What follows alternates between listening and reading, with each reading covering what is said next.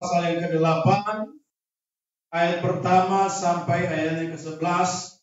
Dan kalau sudah bertemu dengan ayat ini, katakan bersama amin. Baik, kita akan baca secara bergantian. Saya bacakan ayat pertama, Bapak Ibu ayat kedua, dan bersama-sama di ayat yang ke-11. Saya awali di ayat pertama, demikian firman Tuhan dari kitab Injil Yohanes, pasal 8, ayat pertama sampai 11. Saya awali ayat pertama, demikian kebenaran firman Tuhan, tetapi Yesus pergi ke Bukit Zaitun. Bagaimana dia berada di bawah, seluruh rakyat datang kepadanya. Dia duduk dan mengajar mereka. Maka ahli-ahli Taurat dan orang Farisi membawa kepadanya seorang perempuan yang kedapatan berbuat zina.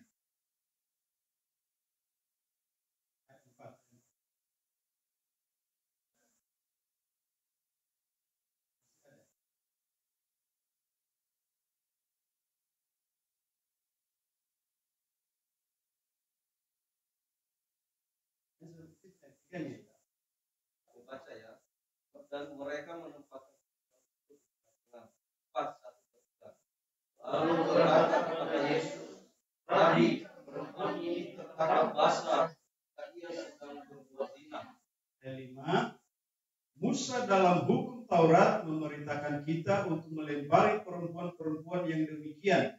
Apakah pendapatmu tentang hal itu? Mereka mengatakan hal itu baik dia, supaya mereka memperoleh sesuatu yang lain. Tetapi Yesus memukul lalu menulis dengan jarinya di tanah. Dan ketika mereka terus-menerus bertanya kepadanya, ia pun bangkit berdiri lalu berkata kepada mereka, barang siapa di antara kamu tidak berdosa, hendaklah ia yang pertama melemparkan batu kepada perempuan itu. Lalu ia memukul pula dan menulis di tanah. Tetapi setelah mereka mendengarkan perkataan itu, pergilah mereka seorang demi seorang, mulai dari yang tertua. Akhirnya tinggallah Yesus seorang diri dengan perempuan itu yang tetap di tempatnya. Lalu Yesus bangkit berdiri dan berkata kepadanya, hai perempuan, di manakah mereka? Tidak adakah seorang yang menghukum kau? 11 bersama-sama. Jawab Yesus, jawabnya, tidak ada Tuhan. Lalu kata Yesus, aku pun tidak menghukum engkau. Pergilah dan jangan berbuat dosa lagi mulai dari sekarang. Haleluya. Tentunya ini mungkin sudah pernah kita khotbahkan, sudah pernah kita dengarkan. Tapi hari ini saya rindu bagi kita di tempat ini untuk mendapatkan berkat daripada firman Tuhan ini, untuk mendapatkan menjadi serupa, menjadi sama seperti pemikiran Tuhan, dikala ada orang yang dibawa kepada kita untuk menyelesaikan persoalannya. Saudaraku yang dikasih oleh Tuhan, kalau kita perhatikan di ayatnya yang pertama dan kedua, di situ diceritakan bagaimana Tuhan, pemilik surga, bumi dan segala isinya, tempatnya selalu di Bait Allah, tempatnya selalu di gereja Tuhan. Jadi saudaraku yang ada di tempat ini, sesibuk apapun kita, mari kita belajar seperti Tuhan, mari kita belajar seperti teladan Tuhan Yesus. Dia selalu berada di Bait Allah. Jadi kita hamba-hamba Tuhan, anak-anak Tuhan di tempat ini, izinkanlah hari-hari kita, izinkanlah hidup kita terus belajar seperti Tuhan, yang pekerjaannya selalu berada di Bait Allah dan juga mengajar banyak orang. Ini artinya saudaraku yang dikasih oleh Tuhan, sesibuk apapun kita, mari kita berikan waktu kita, mari kita berikan hati kita untuk terus beribadah bersekutu kepada Tuhan. Amin. Sekalipun dia guru hebat, guru yang luar biasa, tapi ketika hidupnya berserah total kepada Tuhan, dia mengutamakan Tuhan, dia mendahulukan Tuhan, dia mendahulukan pekerjaan Tuhan. Dan kalau kita coba perhatikan, dia ini sudah melakukan yang terbaik, sudah ada di Bait Allah, mengajar banyak orang dengan luar biasa. Tapi coba perhatikan ketika ayat 3-nya dikatakan ada beberapa ahli Taurat, ada beberapa orang Farisi mencobai dia untuk menyalahkan dia. Sudah melakukan yang terbaik, dicari kesalahannya. Itu Yesus tidak bersalah. Tapi dicari kesalahannya, dicari-cari kesalahannya, dicari-cari kekurangannya. Tapi saya belajar, kita perhatikan, ternyata Yesus sekalipun dia pengajar, dia guru, dia hebat, tapi dia tidak tidak menolak atau tidak berkeberatan atau kompromi dengan orang-orang itu. Malah dia terima, karena mereka bilang, Musa berkata dalam hukumnya, dalam Tauratnya, orang yang kedapatan berbuat zina, orang itu harus dilempari batu sampai mati. Mereka berkata seperti itu untuk menyalahkan Yesus. Untuk cari kekurangan Yesus. Tapi satu hal yang kita perlu pelajari bahwa Yesus tidak membela diri. Yesus tidak cari alasan. Nah, ini yang hebat. Dia tidak perlu cari alasan, tidak membela diri, bahwa itu salah. Dia tidak juga menyalahkan ahli Taurat soal Musa atau kata-kata Musa itu. Dia tidak. Tapi coba perhatikan di mana Yesus ketika diperhadapkan kepada dia seorang. Kalau secara yang kedapat berzina ini harus kan berdua ya. Tapi kenapa hanya satu? Hanya perempuan yang dibawa. Laki-lakinya nggak dibawa. Berarti yang dilempari mati atau yang dilempari mati itu harusnya perempuannya, laki-laki. Kenapa tidak dilibatkan laki-lakinya? Mengapa hanya perempuan yang dibawa? Ada ya laki-lakinya, tapi hukuman dia juga yang berbuat. Kenapa hanya wanitanya? Memang karena mungkin kebiasaan di sana lebih menganggap wanita itu kurang wibawanya atau derajatnya sedikit kurang ya. Makanya di Alkitab khususnya yang orang-orang Farisi ini jarang sekali dilibati perempuan. Waktu Yesus beri makan 5.000 orang, gak ada nama perempuan di situ. Masa perempuan gak makan? Tapi tidak disebutkan namanya. Tradisi mereka, tapi mereka perempuan itu di bawah. Akhirnya hanya diperhadapkan kepada Yesus hanya seorang perempuan yang kedapatan berzina. Laki-lakinya enggak. Dan itu yang mereka bawa kepada Yesus. Yesus dalam kitab Musa berkata, kalau orang yang demikian kedapatan berzina, haruslah orang itu melempari dia batu sampai mati. Ngeri memang itu, ngeri. Luar biasa hukuman itu. Tapi coba perhatikan ini yang hebat dari Yesus. Yesus coba kasih satu ilmu yang hebat ya. Bagi saya ini ilmu yang tiada taranya, dari mana didapatkan. Akhirnya dia menulis di tanah. Apa yang dia tulis itu di tanah? Kata-kata apa? Ya kalau guru saya tahu tulisan Arab itu. Jangan main-main. Kalau tahu tulisan itu, arti tulisan itu hebat. Ternyata orang-orang yang di situ pun tidak mengerti. Coba perhatikan ayatnya yang ke-6. Coba yang bagian B berkata di situ, sebenarnya untuk mencoba Yesus supaya mereka bisa mengambil kekurangannya atau memperoleh sesuatu untuk menyalahkannya. Tetapi Yesus membungkuk ke tanah, menulis dengan jarinya. Itu dia tulis itu dengan huruf apa itu? Kalau saya tahu ini saya kasih. Yang secara mengerti, ternyata saya nggak tahu. Yang ditulis di tanah itu apa? Huruf apa? Nggak ngerti. Saya coba cari-cari nggak ketemu. Jadi kalau ketemu Pak Maharap, saya coba berhati. Kita tulisan apa itu ternyata. Tapi yang lebih hebat saudara itu yang dikasih oleh Tuhan. Ketika Tuhan Yesus mau coba menulis, nggak ngerti orang. Mungkin juga kita nggak ngerti arti. Tapi mereka terus bertanya-tanya, apa jawabmu soal perempuan yang kedapatan berzina ini?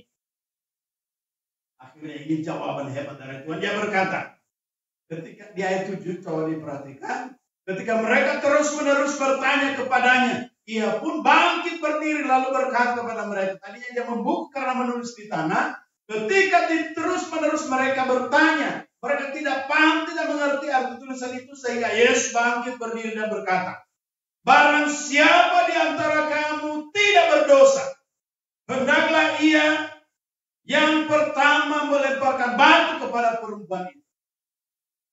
Coba ini kan hebat. Kalau bukan kata-kata hikmat ini, orang pasti melempari dia batu. Bisa menyalahkan ini. Dia tidak juga menyalahkan Taurat Musa karena Musa pernah berkata demikian. Dia tidak itu mah kesalahan Musa. Musa mah sok tahu dia. Enggak juga dia. Dia membiarkan hal demikian. Dan ternyata ahli Taurat dan orang Farisi ini mengerti Taurat Musa. Ngerti firman Tuhan. Tapi coba mereka mengerti paham firman Tuhan bukan untuk menyatakan kebenaran, tapi untuk mencobai. Jadi mudah-mudahan kita di tempat ini kita tahu firman Tuhan bukan untuk mencobai, tapi untuk menyatakan kebenaran. Amin. Tapi luar biasa Yesus berkata, barang siapa di antaramu yang tidak berdosa, hendaklah dia yang pertama melempari batu perempuan itu. Oh, silahkan lemparkan. Tapi dengan catatan dia tidak berdosa. Mereka pikir mulai dari yang tertua. Dosa perempuan ini mungkin hanya satu, tapi kelihatan makanya langsung viral. Karena kelihatan. Dosa mungkin. Ahli-ahli Taurat itu berkata mungkin dosa perempuan itu hanya satu yang kelihatan, tapi langsung viral. Mungkin dosa saya yang gak kelihatan, mungkin ratusan ribuan. Karena gak kelihatan. Tapi justru saya inilah yang paling berdosa. Akhirnya mulai dari yang tertua berkata pergi. Karena merasa mereka semua berdosa. Tidak ada yang tidak berdosa. Jadi kalau kita ikuti kata-kata Yesus di situ, sebenarnya yang tidak berdosa di antara mereka itu hanya Yesus. Yang berhak sebenarnya melempari perempuan itu dengan batu hanya Yesus, dan hanya Yesus yang tidak berbuat dosa. Akhirnya dia bilang orang-orang Farisi itu pergi. Tidak berani melempari orang itu dengan batu. Mengapa? Karena secara jujur sebenarnya mungkin hanya perempuan itu berdosa, kedapatan berzina. Mungkin hanya itu dosanya, tapi udah ketangkep pasal. Itu langsung viral. Tapi mungkin dosa yang lebih banyak dari situ disembunyikan dengan baik-baik. Apalagi ahli Taurat orang Farisi mengerti hal demikian. Sehingga satu persatu di antara mereka mulai pergi. Tidak berani melempari perempuan itu dengan batu. Akhirnya ketika kita melihat di bagian terakhir, ketika semua orang sudah pergi, tinggal Yesus dan perempuan itu. Harusnya ketika orang lain tidak melempari perempuan itu dengan batu, harusnya kan Yesus sudah perkataan tadi. Barang siapa yang tidak berdosa. Yang tidak berdosa itu hanya Yesus. Sebenarnya Yesus berhak untuk melempari orang itu karena dia berdosa. Dia berhak melempari perempuan itu dengan batu. Tapi dinyatakan di ayatnya yang ke-11. Ketika dia bertanya kepada perempuan itu, di manakah mereka itu? Tidak adakah yang melempari engkau dengan batu? Tidak adakah yang menghukum engkau? Tapi perempuan itu berkata, tidak ada. Lalu Yesus menjawab, aku pun tidak menghukum engkau. Aku punya kuasa, punya hak untuk melempari engkau dengan batu. Tapi aku pun tidak menghukum engkau. Ini yang hebat kata-kata ini. Jadi dia hanya berkata, pergilah dan janganlah berbuat dosa lagi mulai dari sekarang. Kalau kepada kita di bawah ini biasanya rata-rata, kalau di bawah perempuan yang berzina atau ada jemaat yang berzina, apa kata pendetanya atau gembala? Pak, ambil.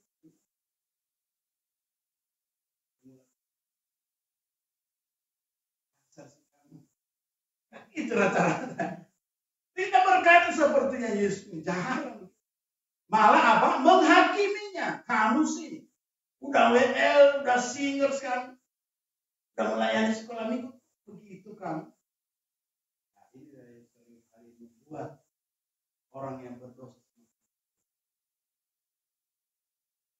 itu belajar. Dia tahu memang orang ini bersalah, dia tahu orang ini memang melakukan kesalahan. Tapi justru orang-orang yang demikian perlu disayangi oleh Tuhan. Mengapa disayangi oleh Tuhan? Justru orang-orang berdosa itu yang perlu dicari. Disayangi oleh Tuhan. Kalau nggak memiliki kesalahan bukan berarti itu. Tapi butuh perhatian Tuhan. Dia bilang kalau demikian enak dong. Berbuat dosa dong biar diperhatiin teman. Ya, perlu begitu kali. Artinya bahwa orang-orang yang demikian perlu kita sebagai hamba Tuhan perlu. Ya, kita coba belajar kalau tidak perlu menghakimi. Tidak perlu kita tonjolkan kesalahan. Nah, bersama kalau saya bilang termasuk dalam keluarga saya bilang, kalau mau jujur kita suami-suami, hanya yang sudah berkeluarga, yang belum berkeluarga, itu dulu, atau hanya dengar Saudara yang dikasih itu kalau mau jujur pada istri kita yang punya istri kita juga semuanya baik, termasuk juga suami juga ya, ada juga yang tidak disukai.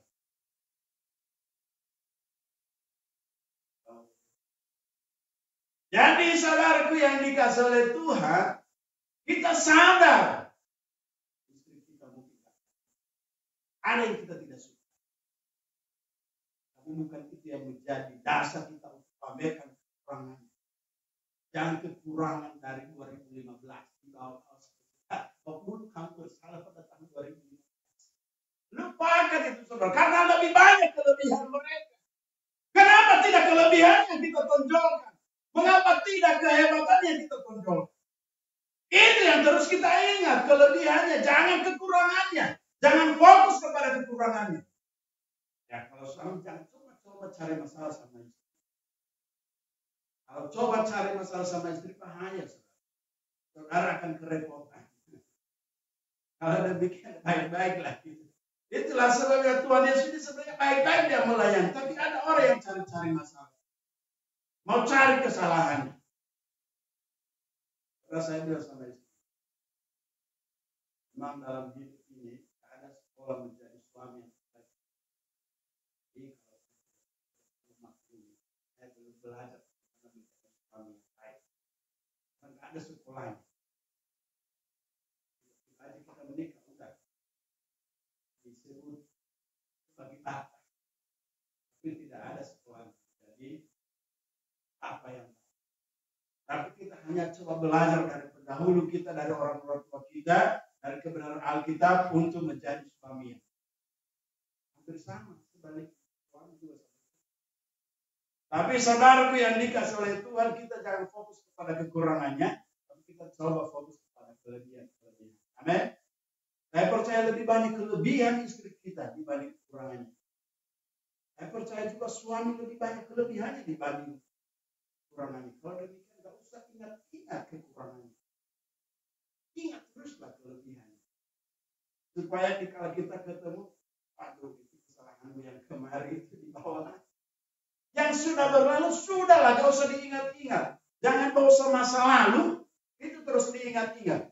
Makanya seringkali saya bilang, saudaraku yang dikasih oleh Tuhan, Allah tidak tertarik kepada masa lalu kita. Tapi Allah peduli kepada masa depan. Amin. Kalau demikian setiap kita tidak usah peduli masa lalu orang seburuk apapun, sebaik apapun. Tapi mari kita peduli dengan masa depan. Itu yang lebih penting. Saudaraku yang dikasih oleh Tuhan ini mengingatkan kita bagaimana kita memperlakukan orang yang mungkin sudah melakukan kesalahan. Dibutuhkan peran kita untuk merangkulnya, untuk memulihkan dia, untuk menguatkannya. Bukan justru untuk menghakiminya. Bukan justru membuat dia down. Tapi mari kita berusaha sebisa mungkin kalau kita rangkul dia. Ayo bersama. Kamu berharga di hadapan. Kalau demikian ini yang penting untuk saya mau sampaikan bagi kita saudara yang dikasih oleh Tuhan. Yesus sebagai penguasa saja. Sebenarnya dia berhak untuk menghakimi orang itu. Dia berhak untuk melempari orang itu dengan batu. Tapi satu hal yang perlu kita belajar dari Tuhan kita. Dia tidak menghukum. Dia tidak juga menghakimi. Dia hanya berkata, pergilah. Kata-kata inilah yang menggugah hati perempuan ini. Sehingga perempuan itu kalau kita lihat sejarahnya, dia berubah dan bertobat dan tidak melakukan lagi kesalahan. Kenapa? Karena Yesus memberikan dia satu teguran hebat. Ini pukulan keras ini. Jangan berbuat dosa lagi. Artinya kan jangan ulangi lagi kesalahanmu.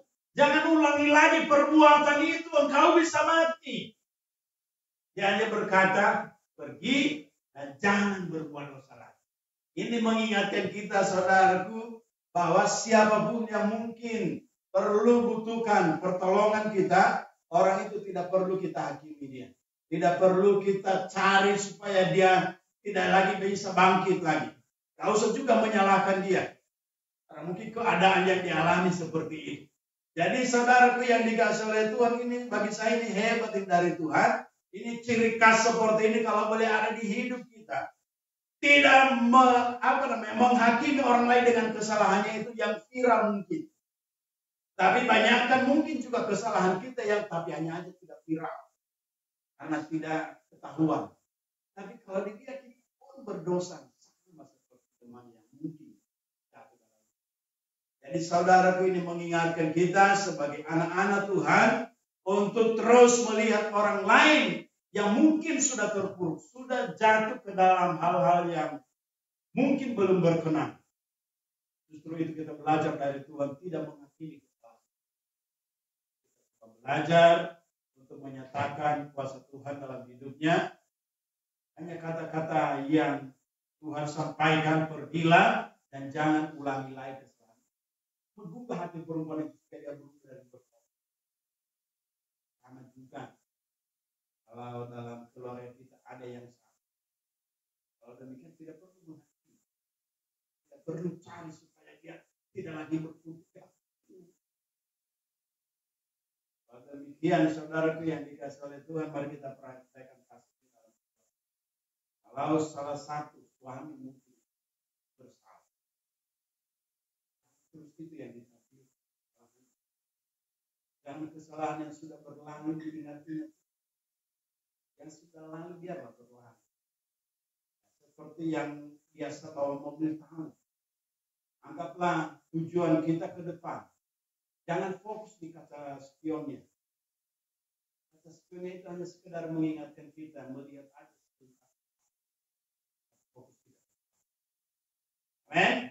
Kalau demikian saudaraku yang dikasih oleh Tuhan, saya percaya keluarga-keluarga di tempat ini menjadi keluarga-keluarga yang mencintai kelebihan pasangan. Kelebihan adalah anak saudara atau segala macam. Jangan fokus kepada kekurangan. Kita hadir untuk memberikan kita arahkan mereka ke depan. Nah, lebih penting masa depan mereka. Katakan di hati saya tidak peduli masa lalu orang seperti apa. Peduli dengan masuk kita di tempat ini, jemaat atau hamba-hamba Tuhan yang ada di tempat ini, peduli selalu bagaimana kita peduli masa depan mereka diarahkan masuk suami, apapun itu kesalahannya, kekurangannya, tidak usah fokus pada kesalahan suami, fokus pada kelebihan bersama.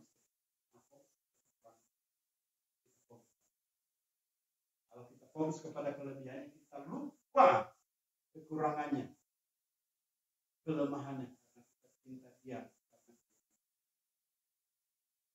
Jadi saudaraku yang dikasih oleh Tuhan, karena kita melihat orang lain tidak untuk menghakiminya, dan juga untuk kita membela diri kita. Yesus ini orang hebat, dia tidak bela diri, dia tidak menganggap rendah orang lain, dia tidak menganggap rendah ahli-ahli Taurat itu tidak, tapi dia hanya coba menunjukkan kalau engkau tidak berdosa, lempar dialah dengan batu. Ternyata itu kata-kata itu hebat, kata-kata luar biasa. Dan itulah pergumulan kita. Saudaraku, paling tidak kalau ada orang yang datang kepada kita, tugas kita bukan untuk ini. Tugas kita hanya mengingatkan mereka kalau boleh berubah. Saudaraku yang dikasih oleh Tuhan, izinkan kebenaran firman Tuhan ini menjadi bagian kita, supaya kita belajar seperti Tuhan, tidak menghakimi orang lain, tidak menonjolkan diri sendiri atau mencari kekurangan orang lain, tapi kesukaannya berada di bait Allah, yang melayani Tuhan. Sekalipun melayani Tuhan melakukan yang baik, tetap ada godaan, cobaan dari orang lain untuk mempersalahkan yang benar. Sudah melakukan yang benar, tetapi jujur, Yesus tidak pernah salah. Dibunuh, tapi dipojokin dan dipermalukan. Tidak salah, apalagi hamba Tuhan yang tidak sempurna, terlalu banyak kekurangan. Artinya kalau ada yang kita alami seperti Tuhan, sekalipun tidak separah, tidak dikecilkan, hadir kita tidak diangkat, harus menyerah. Yesus sudah mengaku. Jadi Tuhan juga bilang, nabi-nabi sebelum kamu pun sudah mengalami hal demikian. Hal demikian, saudaraku yang dikasihi oleh Tuhan, biarlah kita tetap hidup dalam kebenaran firman Tuhan. Sebagai ayat penutup, saya mengarahkan kita membaca dalam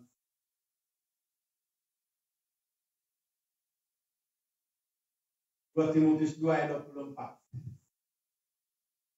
Ayat penutup kita, 2 Timotius 2 ayat 24.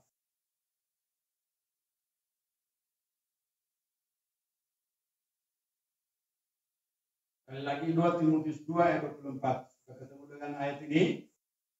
Amin. Kita baca bersama-sama. 3, 2, iya. Sedangkan seorang hamba Tuhan tidak boleh bertengkar, tetapi harus ramah terhadap semua orang.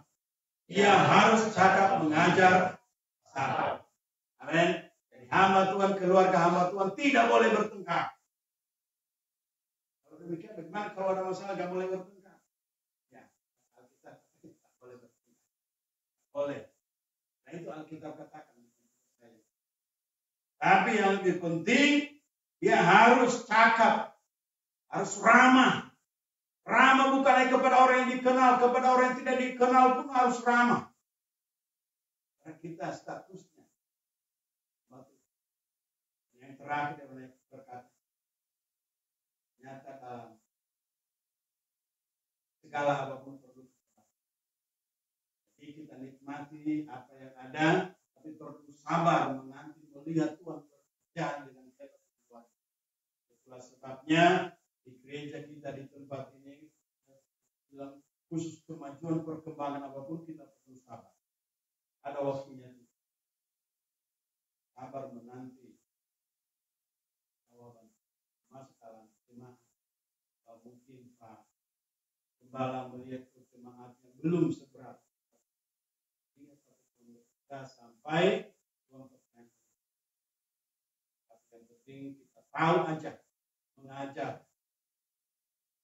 Dengan artinya penting kasih itu kebutuhan jemaat firman Tuhan yang dimana.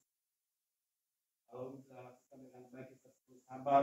Saya percaya pasti keluarga kita dari keluarga yang diidamkan oleh orang lain. Jadi mengingatkan kita di tempat ini, mari kita belajar Tuhan, belajar seperti apa yang Tuhan kehendaki. Tidak perlu kita mencari kekurangan atau menghakimi orang lain karena kekurangannya. Kita bawa arah saja. Demikian kebenaran firman Tuhan. Saudaraku, Bapak Ibu dikasihi oleh Tuhan, mari kita berdoa. Bapak yang hebat, Bapak yang luar biasa, kami menyadari kami tidak sempurna Tuhan.